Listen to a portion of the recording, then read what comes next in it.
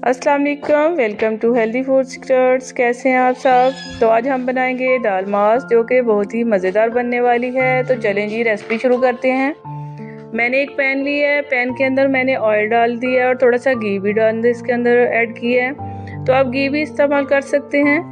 तो अब मैं इसके अंदर ज़ीरा और 2 से 3 गोल मिर्चें, एक इलायची और 2-3 लौंग इसके अंदर मैंने ऐड किए हैं। फिर उसके बाद मैं इसके अंदर डाल दूँगी 2 कटे हुए बारीक प्याज। जब प्याज हमारे सुनहरी हो जाएं तो आप इसके अंदर अदरक लहसुन का पेस्ट डाल दें।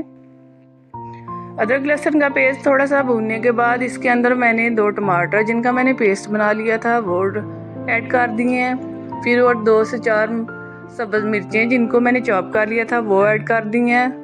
तो अब मैं मसाले को थोड़ा सा भूनूंगी।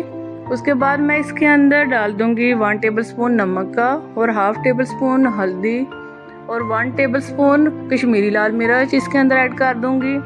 फिर मैं थोड़ा सा पानी इसके अंदर ऐड करके मसाले को अच्छी तरह से भून लूँगी। जब मसाला हमारा पानी छोड़ दे तो दाल जो मैंने आधा घंटा पहले भिगोई हुई थी वो मैं इसके अंदर ऐड कर दूंगी।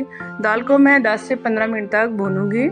वह दाल को भूनने के बाद इसके अंदर मैं थोड़ा सा पानी ऐड करके दम पे लगा दूंगी। तो अगर आप दम पे लगाने के बाद आप चेक कर सकते हैं कि अगर दाल हमारी पकी कच्ची हो तो आप दोबारा इसके अंदर थोड़ा सा पानी ऐड करके इसको दम पे लगा सकते हैं।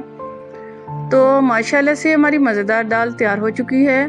अब मैं इसके अंदर इसके ऊपर गार्निश करूँगी। 2 मैंने लेमन लिए हैं और 2 से 3 सब्ज़ मिर्चें और थोड़ा सा गरम मसाला मैंने इसके ऊपर गार्निश किया है। तो देखिए माशाल्लाह से हमारी दाल मास तैयार हो चुकी है, जो कि बहुत ही मज़ेदार बनी है। तो चलें जी, अगली रेसिपी में आपसे मिलते हैं।